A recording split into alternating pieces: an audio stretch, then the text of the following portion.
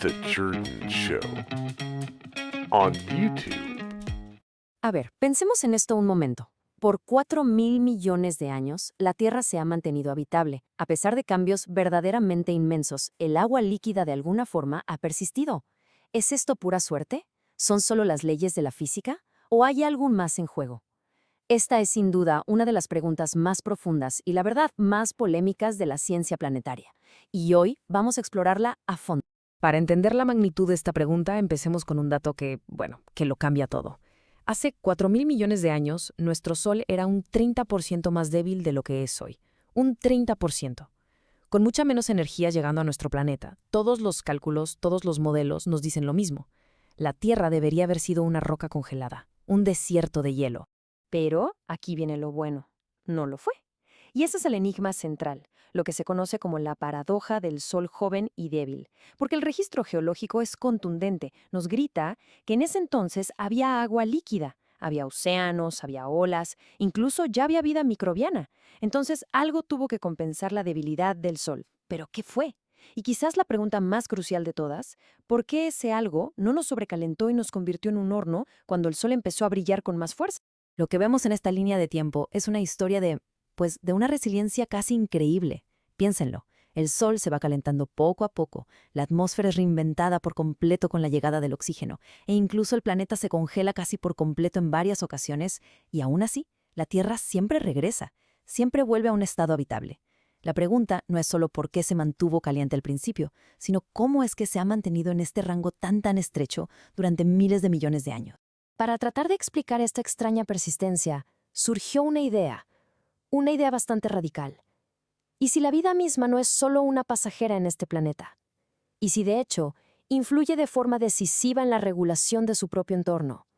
Ojo, y esto es clave, no hablamos de intención ni de un plan, hablamos de una consecuencia, una propiedad que emerge de la simple existencia de la vida. Y aquí tenemos que hacer una pausa y ser súper claros. Hay que distinguir entre dos cosas muy diferentes.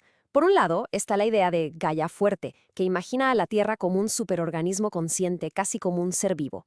Esa idea está completamente rechazada por la ciencia, es más del ámbito filosófico. Pero por otro lado, está la Gaia débil, y esa es una hipótesis científica que sí se puede poner a prueba.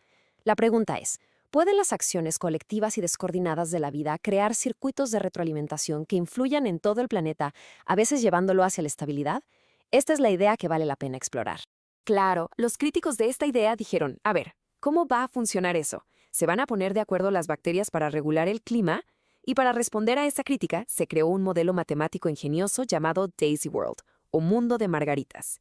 Imaginen un planeta muy simple, con solo dos tipos de vida.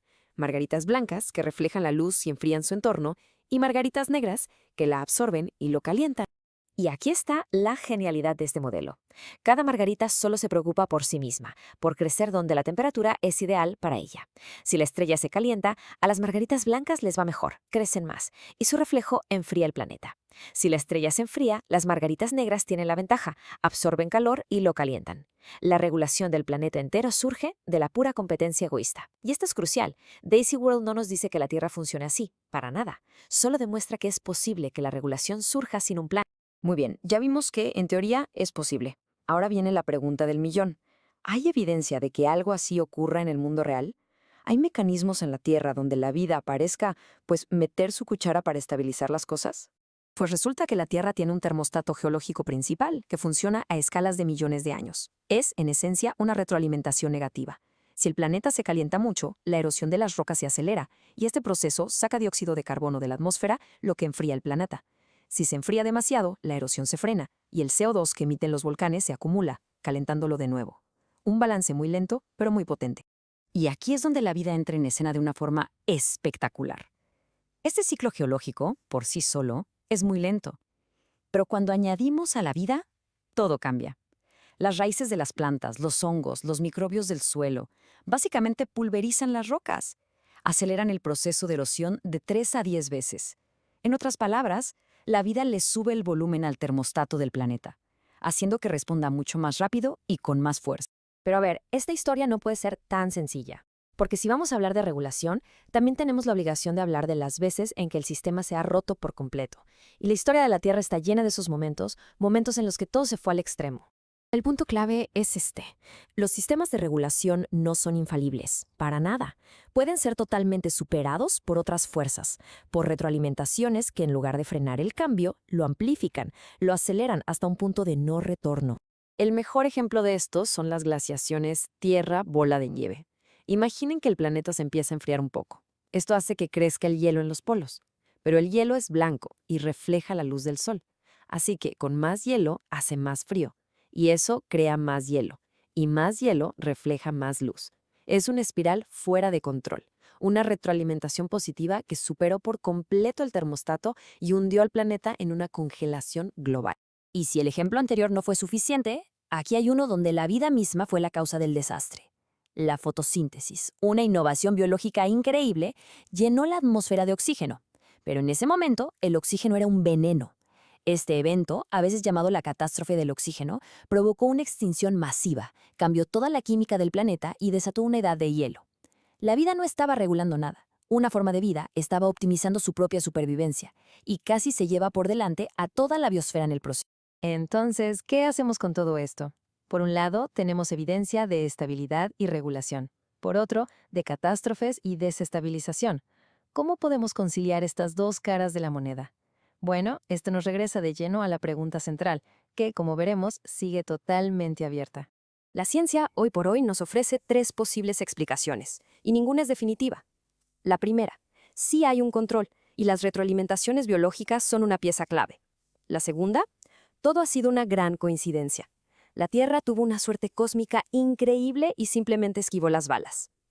Y la tercera, que es quizá la más inquietante, es un sesgo de supervivencia. Es decir, nos parece que la Tierra es especial porque es la única que podemos estudiar. Los planetas que no lo lograron no tienen a nadie que se pregunte por qué fallaron. Solo podemos analizar al que sobrevivió. Y la verdad es que estas tres ideas no tienen por qué excluirse. Lo más probable es que la respuesta real sea una mezcla de las tres. La historia de nuestro planeta parece ser un baile increíblemente complejo entre las leyes de la física, las casualidades de la geología, el puro y simple azar y la influencia persistente de la vida, que a veces estabiliza y a veces desestabiliza. Y así, no terminamos esta exploración con una respuesta clara. Terminamos más bien con la misma pregunta con la que empezamos, pero ahora con una mayor profundidad y entendiendo por qué es tan difícil de contestar. La extraordinaria y continua habitabilidad de nuestro planeta es producto de la suerte, de una física inevitable o del papel activo de la vida. Esta sigue siendo una de las grandes preguntas abiertas de la ciencia, y la búsqueda de la respuesta apenas está comenzando.